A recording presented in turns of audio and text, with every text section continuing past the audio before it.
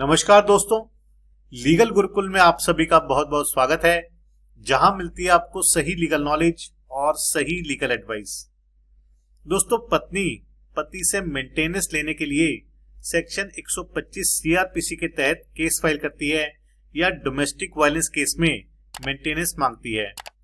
ऐसे में अगर पत्नी के द्वारा कोर्ट में झूठ बोला जाए, झूठा एफिडेविट फाइल किया जाए, तो क्या पत्नी को मेंटेनेंस मिलना चाहिए?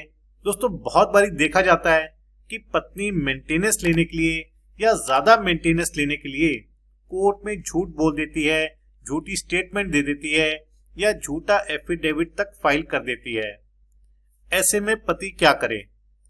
देखिए, पति के पास ये ऑप्शन रहती है कि वो पत्नी के झूठ को कोर्ट के सामने लाने के लिए सेक्शन 340 सीआरपीसी की एप्लीकेशन लगा सकता है, जिसके तहत पत्नी के खिलाफ क्रिमिनल कार्रवाई हो सकती है, क्योंकि पत्नी ने कोर्ट में झूठ बोला, झूठा एफिडेविट दिया। लेकिन दोस्तों, सेक्शन 340 सीआरपीसी की एप्लीकेशन फाइल करने के बावजूद पति को बहुत बारी रिलीफ नहीं मिलता है। कोर्ट पहली बात तो इसको एंटरटेन करने से मना कर देती है, कहती है कि इसको बाद में फाइल करें, एविडेंस की स्टेज पर जाके करें, या उसके बाद जब ये केस डिसाइड हो जाए उसके बाद ये फाइल करें।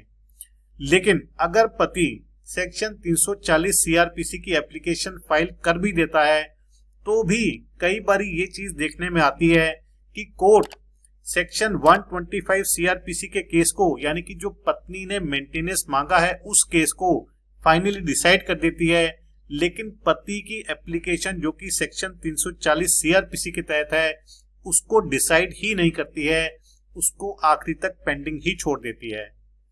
दोस्तों, आज के वीडियो में मैं आपके साथ एक लेटेस्ट जजमेंट पर बात करूंगा, जहां पर पत्नी ने पति से सेक्शन 125 सीआरपीसी के तहत मेंटेनेंस मांगा, कोर्ट में झूठ बोला।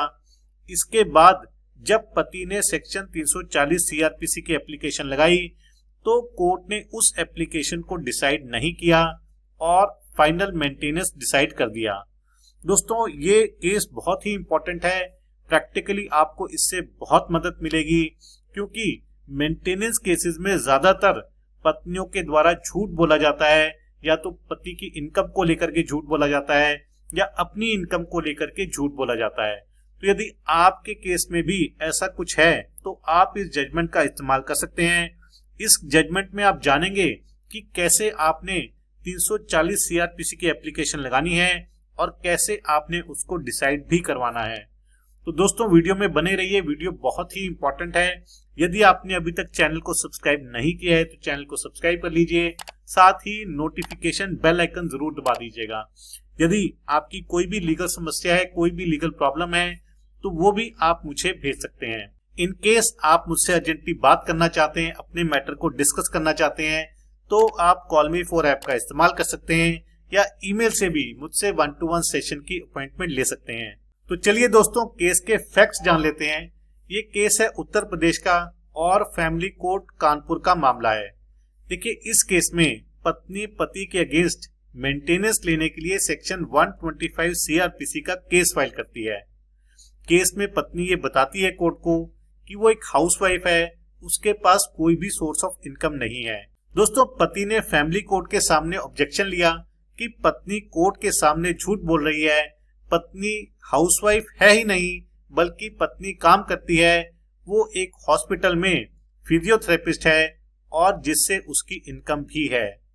लेकिन दोस्तों, फैमिली कोर्ट ने पति की बात नहीं मानी। इसके बाद फैमिली कोर्ट में ही पति के द्वारा सेक्शन 340 सीआरपीसी की एप्लीकेशन फाइल की गई कि पत्नी ने कोर्ट के सामने झूठ बोला है, क्योंकि पत्नी ने अपनी ये सभी चीजें एफिडेविट में लिख के दी थी। तो पति का यही कहना था कि 340 के तहत क्योंकि पत्नी ने झूठा एफिडेविट फाइल किया है तो उसके खिलाफ कार्रवाई की जानी चाहिए, क्रिमिनल प्रोसीडिंग शुरू की जानी चाहिए। दोस्तों, फैमिली कोर्ट का रवैया आप देखिए क्या था कि फैमिली कोर्ट ने पत्नी के एफिडेविट को सही मान के सेक्शन 125 सीआरपीसी का केस डिसाइड कर दिया और पत्नी की फेवर में मेंटेनेंस भी बांध दिया। लेकिन पति की जो सेक्शन 340 सीआरपीसी की एप्लीकेशन थी उसको डिसाइड ही नहीं करा, उसको पेंडिंग रखा। यानी कि केस पूरा डिसाइड हो गया लेकिन सेक्शन 340 सीआरपीसी की एप्लीकेशन पेंडिंग ही रह गई। इसके बाद पति के द्वारा इलाहाबाद हाईकोर्ट के सामने इसकी रिवीजन फाइल की गई। इलाहाबाद हाईकोर्ट के सामने पति ने कहा कि उसने सेक्शन 340 सीआरपीसी की एप्लीकेशन फैमिली कोर्ट के सामने डाली थी। फैमिली कोर्ट के बताया था कि पत्नी काम करती है, हॉस्पिटल में फिजियोथेरेपिस्ट है, और पत्नी ने कोर्ट के सामने झूठ बोला कि वो एक हाउसवाइफ है। इन सब के बावजूद सेक्शन 340 सीआरपीसी की एप्लीकेशन को डिसाइड करने की बजाय फैमिली कोर्ट ने पत्नी की फेवर में मेंटेनेंस फिक्स कर दिया। दोस्तों, इलाहाबाद हाईकोर्ट फैमिली कोर्ट के इस रवैये से, इस फैसले से बहुत ही हैरान था। दोस्तों, इलाहाबाद हाईकोर्ट के द्वारा कहा गया कि जहां पर भी केस में 340 सीआरपीसी की एप्लीकेशन लगाई जाती है, ये बताया जाता है कि पार्टीज के द्वारा फॉल्स इंफॉर्मेशन, फॉल्स स्टेटमेंट या फॉल्स एफिडेविट दिया जा रहा है जो कि केस के मेरिट्स को इफेक्ट करेगा, तो ऐसे में उस एप्लीकेशन को केस को फाइनली डिसाइड करने से पहले ही डिसाइड करना होगा।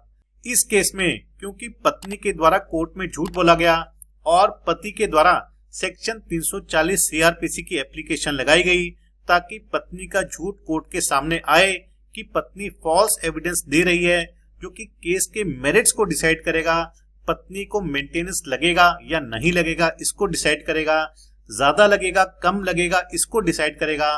तो ऐसे में इस एप्लीकेशन को डिसाइड करना बहुत ही जरूरी है और इसको डिसाइड करने के बाद ही जो मेन केस है उसको डिसाइड करना होगा।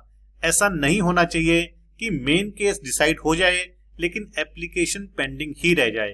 तो इस केस में इलाहाबाद हाईकोर्ट के द्वारा पति की रिवीजन पिटीशन को अलाउ किया गया और फैमिली कोर्ट के ऑर्डर को सेट असाइड किया गया। इलाहाबाद हाईकोर्ट ने फैमिली कोर्ट को डायरेक्शन दी कि वो पहले सेक्शन 340 सीआरपीसी की एप्लीकेशन को डिसाइड करे, मेरिट्स पर करे, और उसके बाद जो सेक्शन 125 सीआरपीसी का केस है फाइनली उसको मेरिट्स पर डिसाइड करे। तो दोस्तों, ये था आज का वीडियो। सेक्शन 125 सीआरपीसी में आपने 340 कैसे इस्तेमाल करनी है और ये आपको श्योरिटी हो जाएगी कि आपकी एप्लीकेशन जरूर डिसाइड होगी। तो दोस्तों, ये था आज का वीडियो। आशा करता हूं कि आपको वीडियो पसंद आया होगा। दोस्तों, इस जजमेंट का लिंक मैं आपको डिस्क्रिप्शन में दे दूंगा, वहां जाकर के आप इसको डाउनलोड करके पढ़ सकते हैं, समझ सकते हैं और अपने केस के फैक्ट्स के अनुसार यूज भी कर सकते हैं। तो आशा करता हूं कि आपको वीडियो पसंद आया होगा।